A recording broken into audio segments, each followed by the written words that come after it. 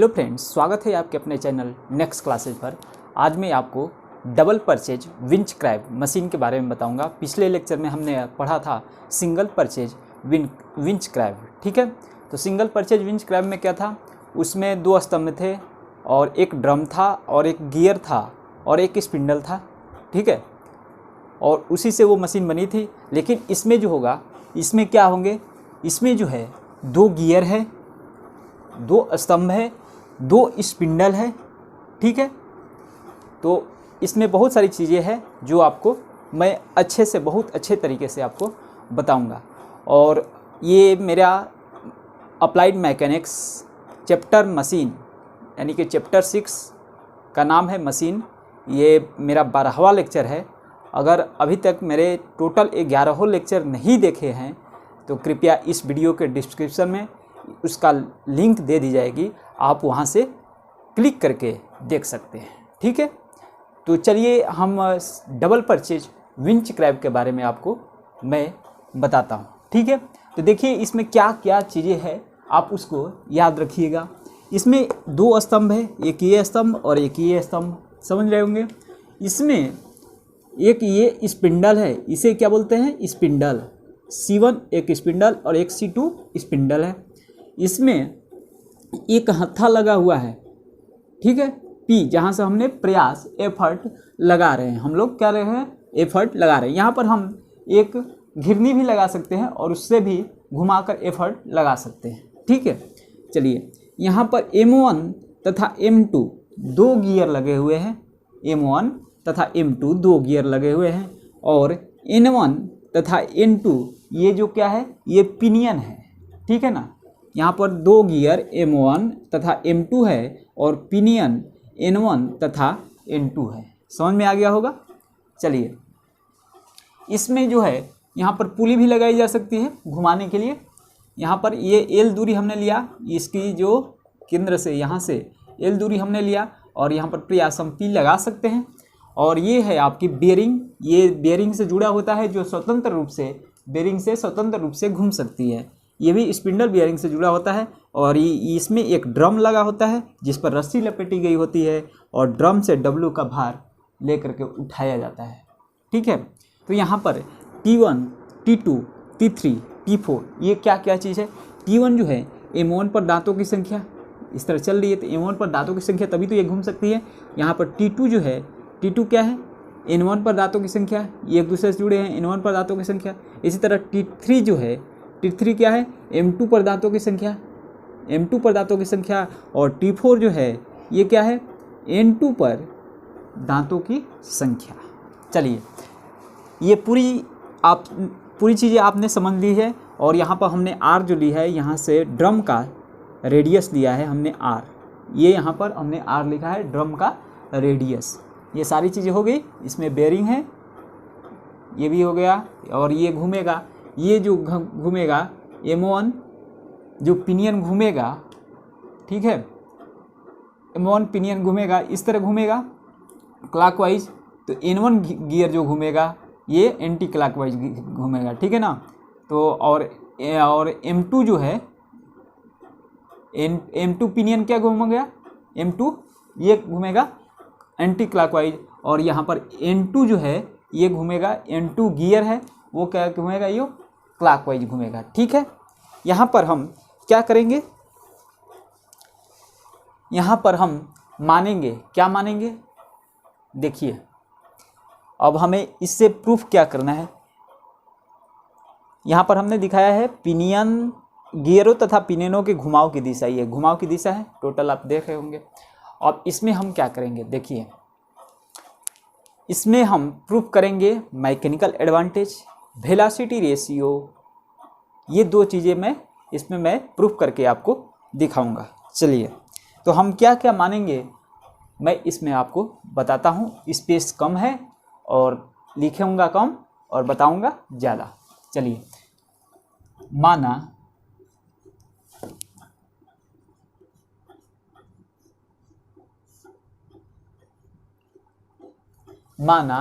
क्या मानेंगे हम, कि माना T1 बराबर, हमने जो बोला ना आपसे वही लिखना हो, T1 बराबर क्या है, T1 क्या है, M1 पर दांतों की संख्या, M1 पर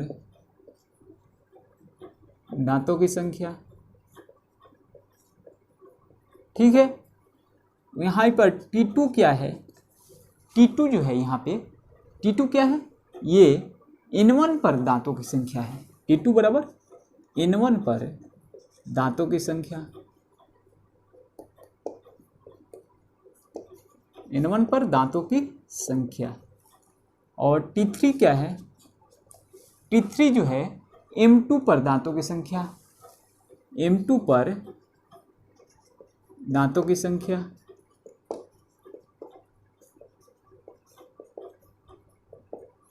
और T4 क्या है, T4 जो है आपका यहाँ पे T4 क्या है, वो है N2 पर दांतों की संख्या है, N2 पर दांतों की संख्या। ये बातें आपको समझ में आ गई, मैंने बोला और लिखवा भी दिया, ठीक है, कोई बात नहीं। अब देखिए यहाँ पर L क्या है, हत्थे की लंबाई है, सारा चीज़ मैं लिख दे रहा हूँ। L बराबर हत्थे की लंबाई, ठीक है, L बराबर हत्थे की लंबाई। R बराबर ड्रम की त्रिज्या, यहाँ पर R बराबर क्या है, यहाँ पे ड्रम की त्रिज्या, रेडियस ऑफ ड्रम, ड्रम की त्रिज्या। और क्या है, और क्या क्या बच्चा है यहाँ पे, P हमने क्या माना है, हत्थे का प्रयास, P बराबर हत्थे का प्रयास। और W बराबर, W क्या है, ये W जो है आपका रस्से पर भार है, ठीक है ना, रस्से पर भार, ठीक है। और कुछ बचा हुआ है, ये अब सारी चीज़ें हो गई। क्या हो गई, T1 M1 पर दांतों की संख्या है, T2 बराबर N1 पर दांतों की संख्या है, T3 बराबर M2 पर दांतों की संख्या है, T4 बराबर N2 पर दांतों की संख्या, L बराबर हत्थों की लंबाई है, और R बराबर ड्रम की त्रिज्या है, इस ड्रम की त्रिज्या है, P बराबर हत्थे का प्रयास है, और W बराबर रस्से पर भार है। इतना हम पहले मान लेंगे। इसके बाद हम लिखेंगे कि अगर देखिए यहाँ पर अगर हत्था एक चक्कर लगाता है, एक चक्कर लगाएगा तो वो कितनी दूरी तय करेगा, अपनी परिधि के बराबर ही तो दूरी तय करेगा। एक चक्कर लगाएगा तो अपनी परिधि के बराबर दूरी तय करेगा, यानी कि 2πl दूरी तय करेगा। जब ये 2πl दूरी तय करेगा तो स्पिंडल भी घूमेगा एक चक्कर, स्पिंडल घूमेगा तो ये क्या होगा, M1 भी, पिनियन जो है एक चक्कर ये भी घूमेगा, ठीक है, एक चक्कर ये भी घूमेगा। और इस पिनियन की सहायता से ये M2 जो है, ये N1 गियर भी घूमेगा एक चक्कर, यहाँ पर M2 गियर भी घूमेगा एक चक्कर, यहाँ पर N2 गियर भी घूमेगा एक चक्कर, सारे एक दूसरे से जुड़े हुए हैं। चलिए ये नोट कर लीजिए, इसके बाद मैं इसे मिटाऊंगा, स्पेस कम है और इसी स्पेस में हमें कराना है।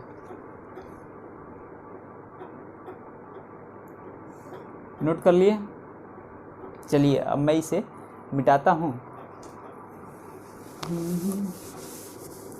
सारी चीज़ें याद रखिएगा, क्या क्या हमने माना, ठीक है ना। चलिए अब क्या लिखेंगे कि हत्थे के एक चक्कर घुमाने पर प्रयास द्वारा चली गई दूरी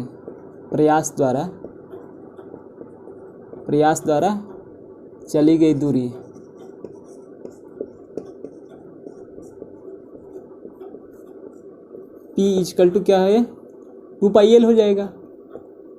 समझ में आ गया, ये इस तरह घुमाएंगे तो 2πl हो जाएगा। इसी तरह चूँकि हत्थे के एक चक्कर घुमाने पर पिनियन M1 भी एक चक्कर घूमती है। मैं आपको बताया पिनियन M1 भी एक चक्कर घूमती है, इसलिए M1 के साथ ये मिले हुए गियर N1 भी एक चक्कर घूमेगा। समझ में आ रहा होगा, गियर N1 भी एक चक्कर घूमेगा। तो लिखेंगे हम यहाँ पर कि चूंकि हत्थे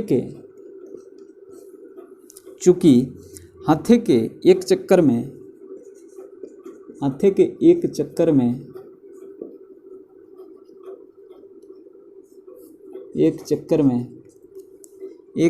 क्या है, पिनियन M1 भी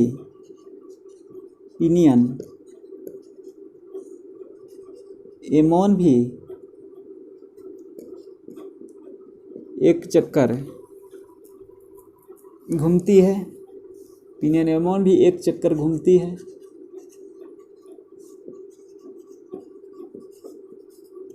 ठीक है, पिनियन अगर M1 एक चक्कर घूमेगी, इसलिए M1 के साथ मिले गियर N1 के, इसलिए M1 के साथ मिले गियर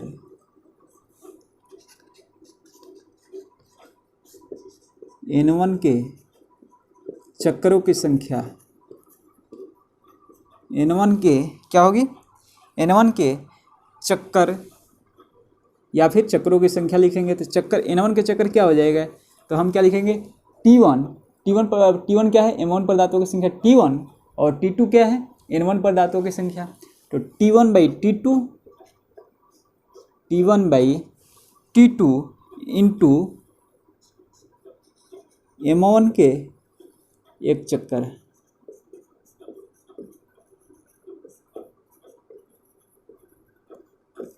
ये आपको समझ में आ गया होगा।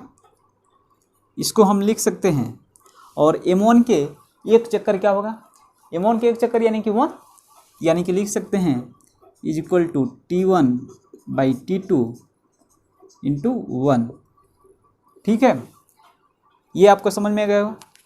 अब चलिए, क्योंकि अब देखिए यहाँ पर क्या लिखेंगे, क्योंकि M2 का एक चक्कर, अगर M2 एक चक्कर पूरेगा, M2 का एक चक्कर N1 के एक चक्कर के बराबर होगा। यहाँ पर देख रहे होंगे, अगर N1 एक चक्कर लगाएगा तो एक दूसरे से जुड़ा हुआ है, तो M2 भी एक चक्कर लगाएगा। समझ में आ रहा होगा। तो चलिए हम क्या लिखेंगे, क्योंकि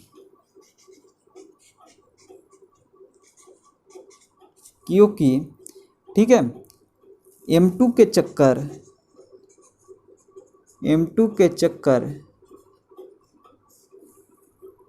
बराबर N1 के चक्कर,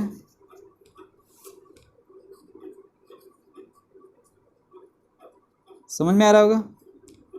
N1 के चक्कर बराबर क्या लिख सकते हैं, T1/T2। इतना आपको समझ में आया, नोट कीजिए, इसके बाद मैं आगे कराता हूँ।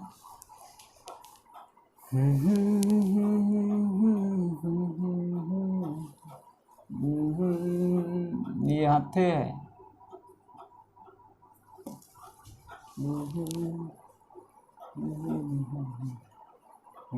हत्थे मीन्स हैंडल, इंग्लिश में हैंडल। यहाँ से हम यहाँ पर लगा सकते हैं पुलिया, और यहाँ से घुमा सकते हैं। पुलिया भी लगाकर घुमाएंगे तो कोई भी दिक्कत नहीं होगी। यहीं पर हत्था लगाया है, इसको मैंने यहाँ शो किया है। ठीक है,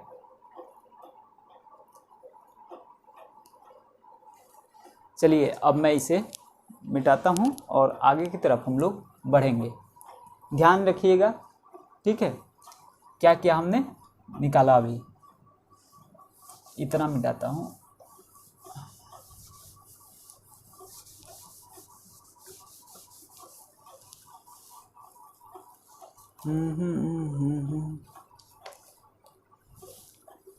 अब हमने गियर N1 का चक्कर निकाल लिया था, अब हमें गियर N2 का चक्कर हमें निकालना है। ठीक है ना, गियर N2 का चक्कर निकालना है। M1 M2 क्या है, M1 तथा M2 क्या है, ये है आपके पिनियन, और N1 और N2 क्या है, ये है आपके गियर। ठीक है ना, तो याद रखिएगा। और यहाँ पे हम निकालेंगे, क्या निकालेंगे भैया, M2 के चक्कर। ठीक है ना, सॉरी, यहाँ पर हम N2 के चक्कर निकालेंगे यहाँ पे। ठीक है, क्योंकि क्या होता है, N2 जो है M2 को चलाता है, यानी कि M2 जब ऊपर से ये लगाएंगे पुलिया तो ये चलेगा, जब ये चलेगा तो N1 चलेगा, तो M2 भी चलेगा, और M2 जो कि है क्या होता है, ये N2 को चलाता है। ठीक है, चलिए कोई बात नहीं। तो हम क्या करेंगे, लिखेंगे, क्या लिखेंगे, अब लिखेंगे कि अब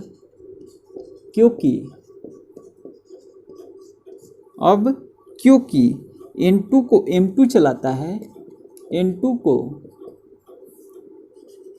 M2 चलाता है, ठीक है, N2 को क्या होता है, N2 को M2 चला रहा है। ठीक है, चलिए तो अब हम क्या लिखेंगे, तो गियर N2 के चक्कर निकाल लेंगे, गियर N2 के चक्कर क्या होगा, गियर N2 के चक्कर जो होगा आपका, इस N2 का चक्कर निकालना है ना, T3 यानी कि M2 पर दांतों की संख्या, T3 क्या है, ये है आपके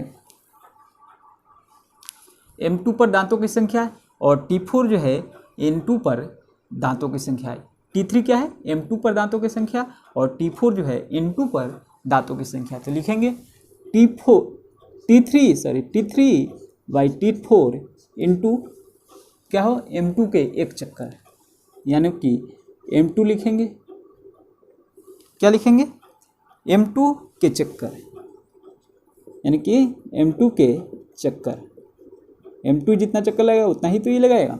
तो हम क्या लिखेंगे, T3 by T4 into M2 का चक्कर क्या था, T1 by T2, T1 by T2। इतना आपको समझ में आया कि नहीं, इतना आपको आसानी से समझ में आ गया होगा।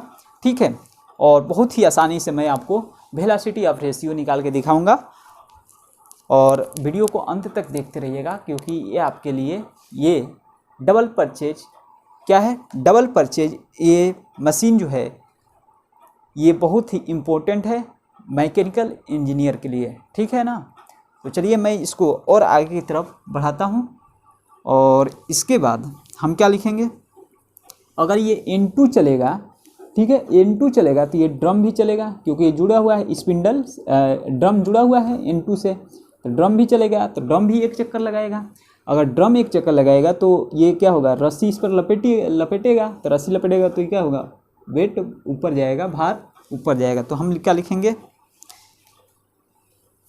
हम लिखेंगे अब ड्रम के चक्कर, ड्रम के चक्कर भैया कितने हो जाएंगे, ड्रम के चक्कर, ड्रम कौन सा है भैया, ड्रम है ये डी वाली, ये वाली जो है ड्रम है। तो ड्रम के चक्कर जो होंगे वो किसके बराबर होगा, N2 के चक्कर के बराबर, समझ में आ गया होगा, N2 के चक्कर, ड्रम के जितना चक्कर होगा उतना ही N2 के चक्कर होगा, और बराबर क्या लिख सकते हैं, T3 बाई T4, यही तो होगा N2 के चक्कर, इंटू T1 बाई T2। इतना समझ में आया आपको, तो इतना समझ में आएगा तो आप वेलोसिटी रेशियो भी आसानी से निकाल सकते हैं, यही इम्पोर्टेंट था। ठीक है, तो अब इसे मिटाता हूँ और थोड़ा सा इधर और लिखवा देता हूँ। अब हम ड्रम पर लिपटे रस्सी की लंबाई, अगर ये ड्रम एक चक्कर लगाए तो रस्सी कितना है लंबाई तक ये लपेटेगी, तो ये जो ड्रम एक चक्कर लगाएगा तो वो अपनी परिधि के बराबर, सरकमफ्रेंस के बराबर लपेटेगी। तो सरकमफ्रेंस इसकी रेडियस है r, तो 2 पाई r के बराबर वो अब रस्सी क्या करेगी, लपटेगी। ठीक है, तो हम वही लिखेंगे, क्या लिखेंगे कि अब ड्रम के चक्कर के एक चक्कर में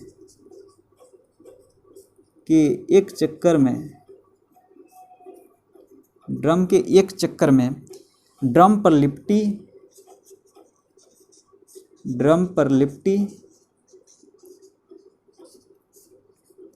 रस्सी की लंबाई कितनी हो जाएगी, 2 पाई r, ये अपनी परिधि के बराबर एक चक्कर में लपेटेगा रस्सी। ठीक है, चलिए 2πr बराबर ये क्या हो जाएगा, जब ये एक चक्कर लगेगा तो उतनी दूरी ये लपटेगी रस्सी, तो उतनी ही दूरी तो ये W बाहर उठेगा। तो हम लिख सकते हैं बराबर W के उठने की दूरी बराबर W के उठने की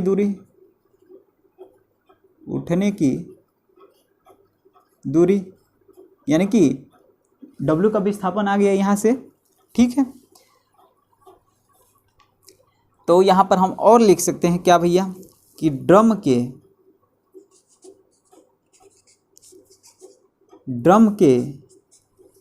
क्या लिखेंगे कि ड्रम के T3/T4 इंटू T1/T2 चक्रों में, ठीक है, इस पर लिपटी रस्सी की लंबाई, इस पर लिपटी रस्सी की लंबाई क्या हो जाएगा,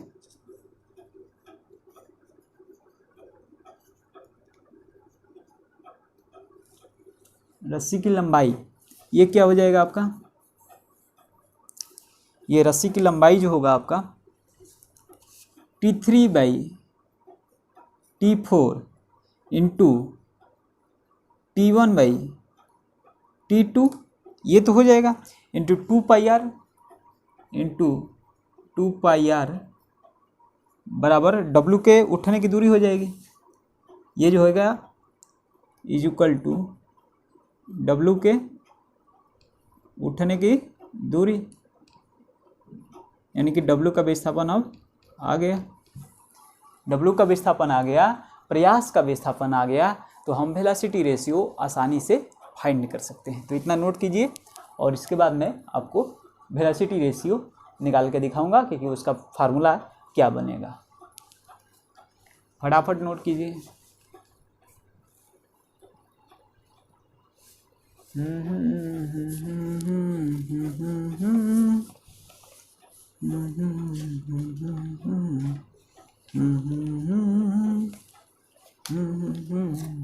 प्रयास का विस्थापन क्या था, यही तो प्रयास था, यहाँ पर पुलिस से हमने प्रयास लगाया था 2πl था, समझ में आ रहा होगा। प्रयास का विस्थापन 2πl हो गया और ये रस्सी का विस्थापन क्या हो गया T3/T4 into T1/T2 into 2πr हो गया, ठीक है। तो हम वेलोसिटी रेशियो लिख सकते हैं प्रयास का विस्थापन अपान में W का विस्थापन, यानी कि प्रयास द्वारा चली गई दूरी अपान में W द्वारा चली गई दूरी, तो हम वही लिखेंगे। चलिए मिटाता हूँ मैं इसे और आगे की तरफ हम बढ़ते हैं।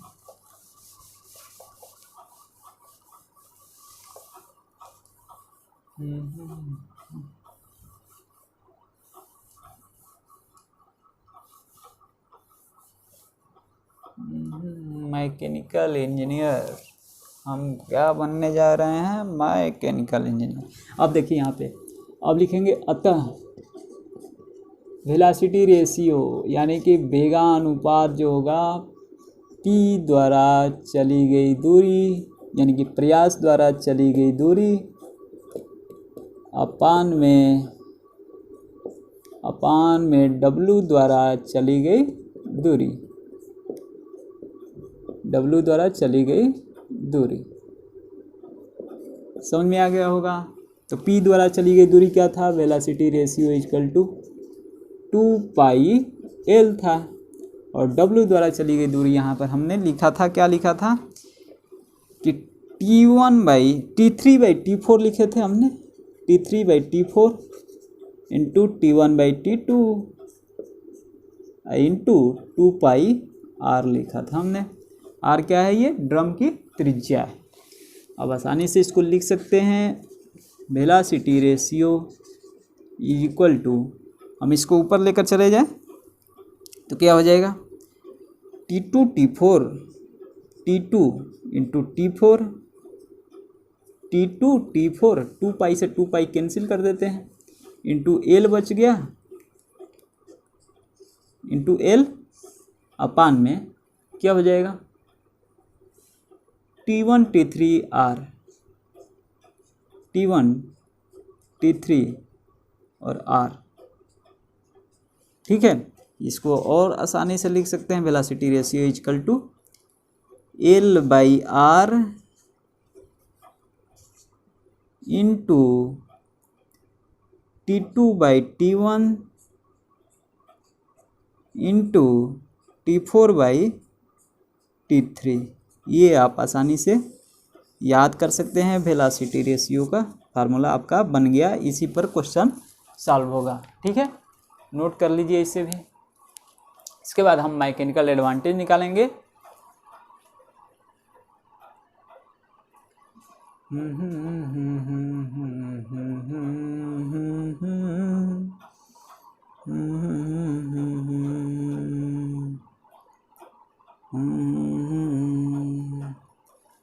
चलिए अब इसे हम मिटाऊंगा मैं और निकालेंगे, दाब निकालेंगे। पिनियन M1 तथा गियर N1 पर दाब।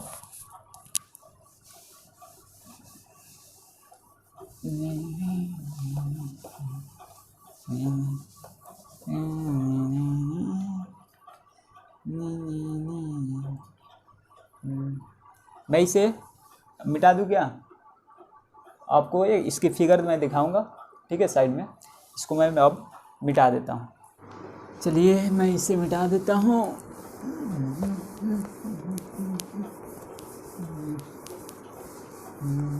और आसानी हो जाएगी, एक ही बार में दाब निकल जाएगा।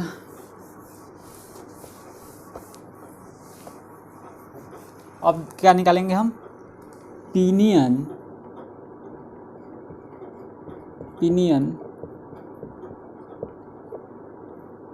M1 तथा N1 पर क्या निकालेंगे? दबाव। ठीक है, पिनियन M1 तथा N1 पर दबाव। इस मशीन में क्या क्या था? 2 पिनियन थे, 2 गियर थे, 2 स्पेंडल थे, C1 C2 था। ठीक है, M1 M2 पिनियन था और गियर था N1 N2, यही तो था इसमें। और एक ड्रम था जिस पर भार W लटका हुआ था, और C1 स्पिंडल पे वो प्रयास हम लगा रहे थे। ठीक है, चलिए तो हम इसमें क्या क्या मानेंगे कि माना कि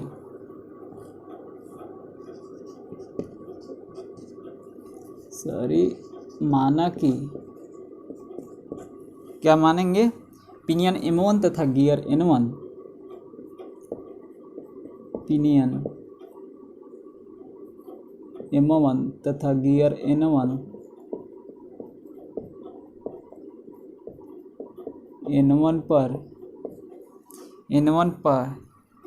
N1 के दांतों पर बल, N1 के दांतों पर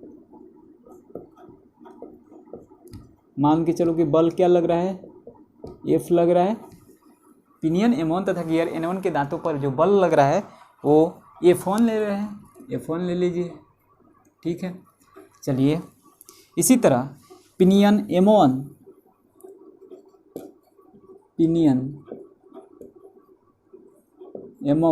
तथा गियर N1 के दांतों के पिच जो ले लेंगे, पिच यानी कि रेडियस =R। ठीक है, दांतों के पिच R न लेके P1 ले रहे हैं यहाँ पे। ठीक है, इसी तरह पिनियन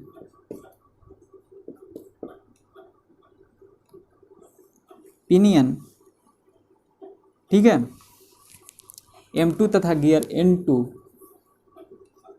पिनियन M2 तथा गियर N2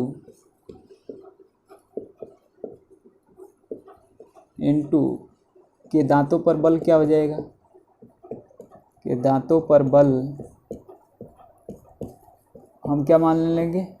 F2 ले लें। और क्या ले लें? पिनियन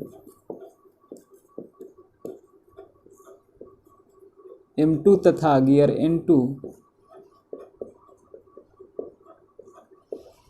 N2 पर दांतों के पिच अगर P2 ले ले, दांतों के पिच P2 अगर ले ले, तो आप क्या लिख सकते हैं? तो अब लिख सकते हैं कि इसलिए पिनियन M1 की पिच की पिनियन M1 की पिच की वृत्त की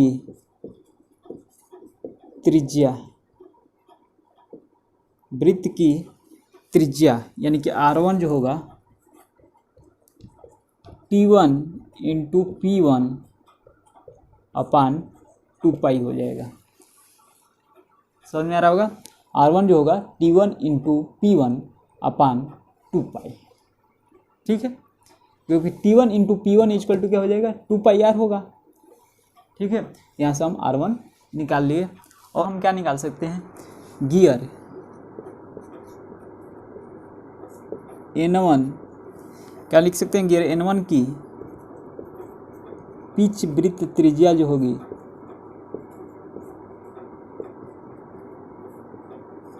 क्या हो जाएगी? इसको हम मान ले हैं R2, यानी कि जो होगा T2 इंटू P1 अपान 2 पाई। क्यों T2 लिए और P1 लिए? क्योंकि N1 जो है वो क्या है? T2 वाले से जुड़ा हुआ है। ठीक है, अब इसी तरह हम क्या लिख सकते हैं? पिनियन M2 की पिच भी त्रिज्या निकाल सकते हैं। तो लिखें पिनियन M2 की पिच वृत्त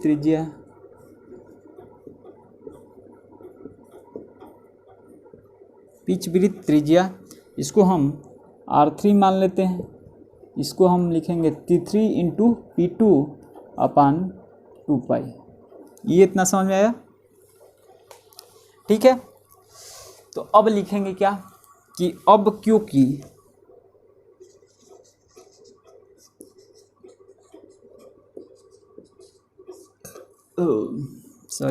अब क्योंकि M1 पर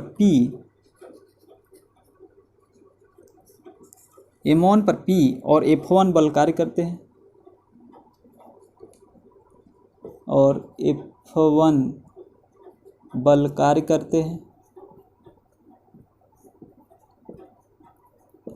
ठीक है, आप देख रहे होंगे M1 पर P तथा F1 बल कार्य करते हैं। F1 हमने क्या माना था? पिनियन M1 तथा गियर N1 के दांतों पर हमने बल माना था जो एक दूसरे से जुड़े हुए हैं। ठीक है, अतः संतुलन के लिए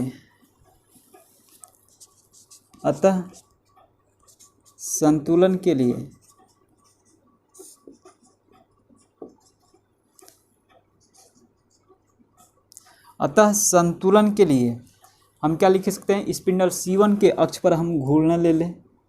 स्पिंडल C1 के अक्ष पर घूर्णन ले सकते हैं। समझ में आ रहा होगा? घूर्णन लेने पर या फिर लेने से क्या लिख सकते हैं? F1 इंटू R1, F1 की परपेंडिकुलर डिस्टेंस कहाँ से? तो C1 से। तो क्या हो जाएगा? R1 हो जाएगा is equal to P into उसके C1 से डिस्टेंस परपेंडिकुलर क्या हो जाएगा? L। यही तो होगा। तो लिख सकते हैं कि अतः M1 तथा N1 के दांतों पर दाब क्या निकल जाएगा? M1 तथा N1 के दांतों पर दाब कितना निकल के आ जाएगा? हम यहाँ से F1 निकाल सकते हैं। ठीक है, P इंटू L, ये तो रहने दीजिए। ठीक है, तो यहाँ पे हम F1 निकाल सकते हैं। F1 क्या हो जाएगा? F1 जो होगा आपका F1 इक्वल टू क्या हो जाएगा? P इंटू L अपान R1। ठीक है, तो P इंटू L अपान R1, तो R1 का हम डायरेक्ट लिख दे रहे हैं T1 इंटू P1 अपान 2 पाई। यहाँ पर लिख सकते हैं T1 इंटू P1 अपान 2 पाई, यानी कि ऊपर चला जाएगा तो ये लिख सकते हैं इंटू 2 पाई। तो ये आपका एक फार्मूला बन के तैयार हो गया कि M1 तथा N1 के दांतों पर दाब ये निकल गया। ये आप नोट कर लीजिए।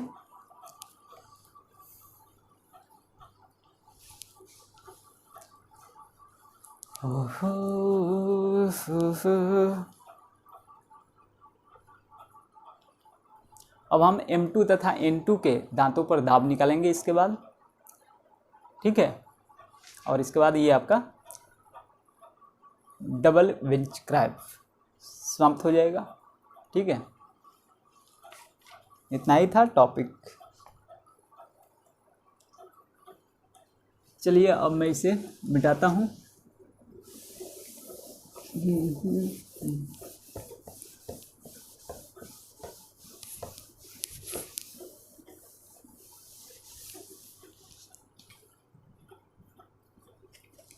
अब हम देख रहे हैं वहाँ पे फार्मूले में देख रहे हैं, वहाँ पे फिगर में देख रहे हैं कि स्पिंडल C2 पर F1 तथा F2 बल दोनों कार्य कर रहे हैं, ठीक है। तो लिखेंगे अब C2 पर F1 तथा F2 दोनों बल कार्य कर रहे हैं या क्रिया कर रहे हैं,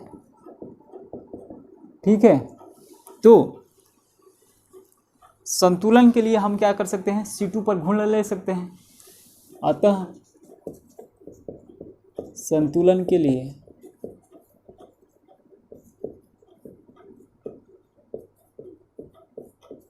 C2 पर घूर्ण लेने पर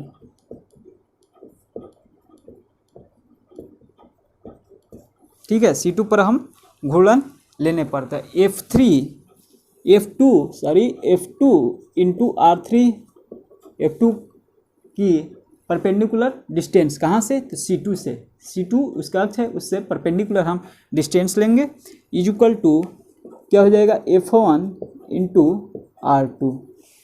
समझ में आ रहा होगा। तो R1 R2 का वैल्यू हम पीछे लिखाया था, उसमें से R1 R2 का वैल्यू पुट कर देंगे आपका, और R1 R2 और F1 का वैल्यू पुट करेंगे तो आपका निकल के सामने आ जाएगा, ठीक है। तो यहाँ पर हम लिख सकते हैं कि इसलिए M2 तथा N2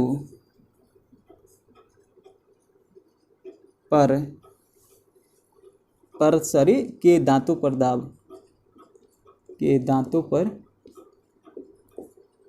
दाब कौन सा होगा, हम जानते हैं यहाँ पर हमने प्रूव किया गया था कि F1 जो आया था आपका, क्या आया था भैया, F1 R2 अपन R1। इसको हम यहाँ से क्या लिख सकते हैं, यहाँ से लिख ले F1 बराबर क्या लिख सकते हैं, F1 बराबर लिख सकते हैं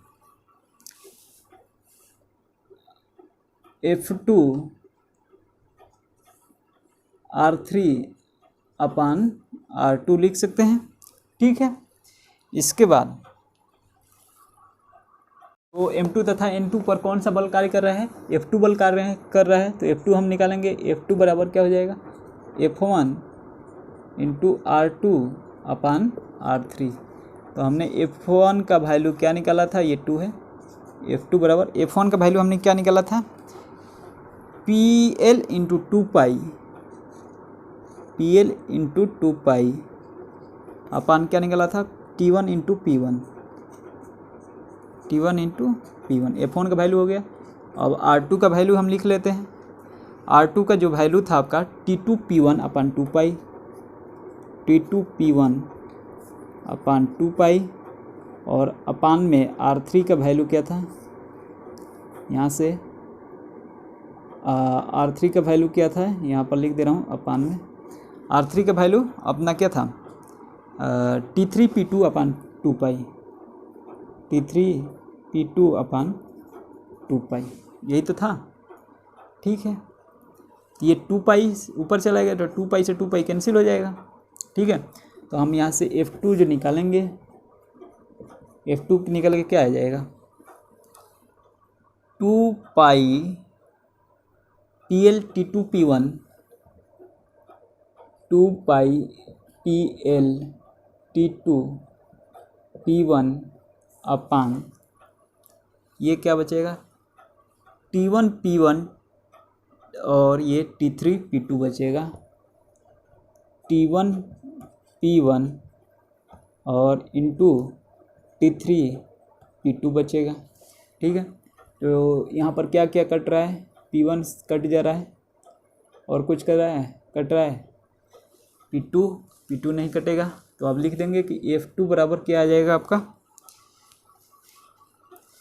PL2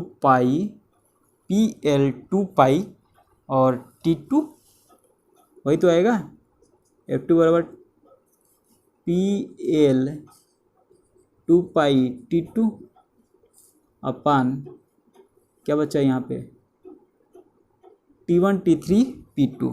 ठीक है, T1 T3 P2 ये आपका फार्मूला बन के तैयार हो गया। ठीक है, तो यहाँ पर हम दांतों के बीच बल निकाल लिए, हमने वेलोसिटी रेशियो निकाल ली। ठीक है, तो इसमें बस इतना ही था, वेलोसिटी रेशियो और दांतों के बीच बल। ठीक है, तो फ्रेंड्स ये आपका डबल परचेज विंच और क्रैब मशीन ये आपका समाप्त हो गया, और आगे में भी इसके और टॉपिक बचे हुए हैं जो मैं अगली लेक्चर में आपको बताऊंगा। 2-4 और टॉपिक बचे हुए हैं, और अभी तक मेरे चैनल को कृपया सब्सक्राइब नहीं किए हैं तो कृपया सब्सक्राइब कर लें और दोस्तों के साथ भी इसे शेयर ज़रूर करें। और अगर आपको मेरी वीडियो पसंद आई है तो कृपया एक लाइक ज़रूर कीजिए। ठीक है, तो मिलते हैं अगले वीडियो में, तब तक के लिए धन्यवाद। जय हिंद।